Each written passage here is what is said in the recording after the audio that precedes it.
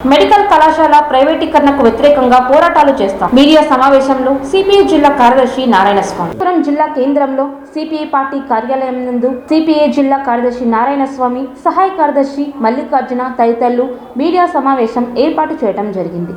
ఈ సందర్భంగా సిపిఐ జిల్లా కార్యదర్శి నారాయణస్వామి, మల్లికార్జున తదితరులు మీడియాతో మాట్లాడుతూ సిపిఐ పార్టీ రాష్ట్ర సమితి పిలుపు మేరకు భోగి పండుగను పురస్కరించుకొని రేపటి రోజున 590/847 జీవోను భోగి మంటల్లో దానం చేసి వినూత్నంగా ప్రభుత్వానికి నిరసన తెలియజేయబోతున్నామని, ఇప్పటికైనా రాష్ట్ర ప్రభుత్వ మెడికల్ కళాశాల ప్రైవేటీకరణను విరమించుకోవాలని, లేకపోతే పెద్ద ఎత్తున రానున్న రోజుల్లో ఆందోళన చేపట్టేందుకు కూడా వెనుకాడబోమని సిపిఐ జిల్లా కార్యదర్శి నారాయణస్వామి, సహాయ కార్యదర్శి మల్లికార్జున, రాజారెడ్డి తదితరులు హెచ్చరించారు.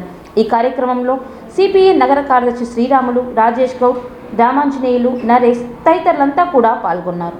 భారత కమ్యూనిస్ట్ పార్టీ సిపిఐ రాష్ట్ర సమితి 590/847 జీవో ప్రతులని భోగి మంటలు వేసి దగ్ధం చేసి నిరసన వ్యక్తం చేయాలనేసి మరి పిలుపునివ్వడం జరిగింది.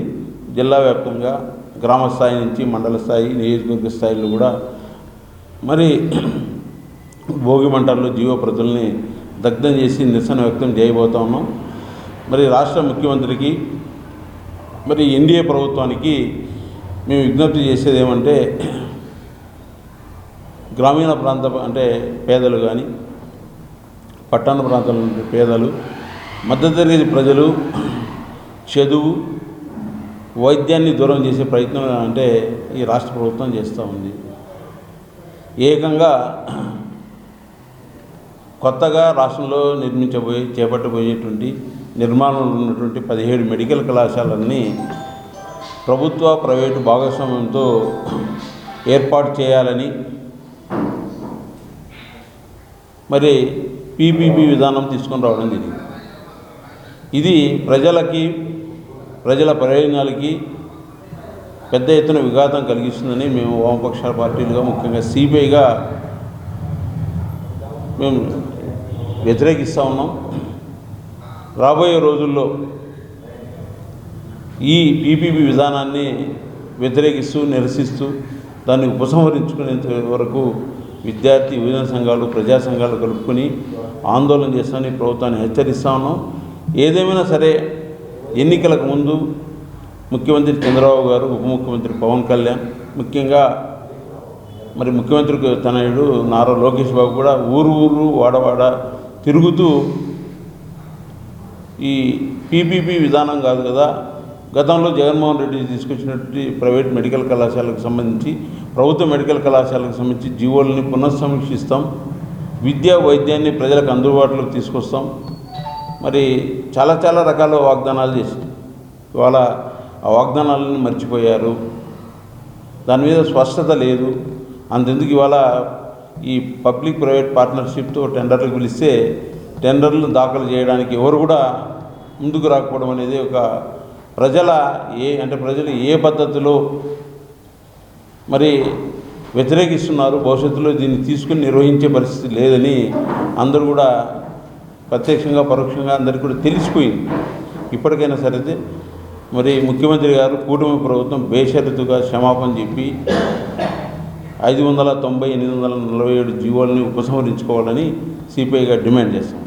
మరి రైతులకు సంబంధించినటువంటి విత్తన చట్టానికి సంబంధించి ఇవాళ కేంద్ర ప్రభుత్వం ఒక ముసాయిదాని తీసుకురావడం జరుగుతుంది. ఇది ఏకపక్షంగా వస్తూ ఉంది. ఎందుకంటే విత్తన చట్టం అనేది తీసుకురావాలంటే పార్లమెంటులో, తర్వాత దేశవ్యాప్తంగా ఉన్నటువంటి రాజకీయ పార్టీలు, రైతు సంఘాలను, మేధావుల్ని, శాస్త్రవేత్తల్ని అందరూ కూడా కూర్చోబెట్టుకొని మరి విత్తన ముసాయిదా చట్టాన్ని రూపొందించాలి. కానీ నరేంద్ర మోడీ ఆ రకంగా కాకుండా కార్పొరేట్ కంపెనీలకు అనుకూలంగా ఉండేటట్టుగా ఇవాళ నకిలీ విత్తనాల ద్వారా నష్టపోయినటువంటి రైతాంగానికి మరి ఈ విత్తన బిల్లులో ఆ యొక్క మరి అంశాన్ని ఎక్కడ కూడా పొందుపరచుకోకుండా ఏకపక్షంగా దీన్ని తీసుకొని వస్తూ ఉన్నాడు. దానికోసమే మరి రైతులు అందరూ కూడా మరి యొక్క రేపు భోగి మంటల్లో కూడా ఈ యొక్క నూతన చట్టాన్ని తీసుకొచ్చినటువంటి విత్తన బిల్లు పేపర్లని దగ్ధం చేయాలని మరి ఇవాళ రైతు సంఘాల సంయుక్త కిసాన్ మోర్చా కార్మిక రైతు వ్యవసాయ సంఘాలను కూడా పిలుపునిచ్చాయి.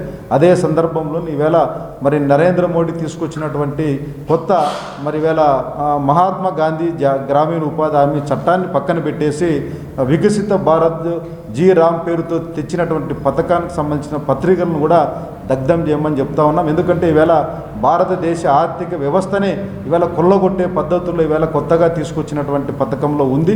అది కార్మికులకు తర్వాత రైతులకు మరి వ్యతిరేకం. దాని ద్వారా గ్రామాల్లో అభివృద్ధితో పాటు పనులు లేక మరి వ్యవసాయ కూలందరూ కూడా వలసలు పోయే ప్రమాదం ఉంది. కాబట్టి మరి తక్షణమే ఈ 2 బిల్లులతో పాటు మరి ఇవాళ మరి ఈ ప్రభుత్వం తెచ్చినటువంటి PPP విధానాన్ని తీసుకొచ్చినటువంటి దాన్ని కూడా పత్రులను దగ్ధం చేయాల్సిందిగా కోరుతాము.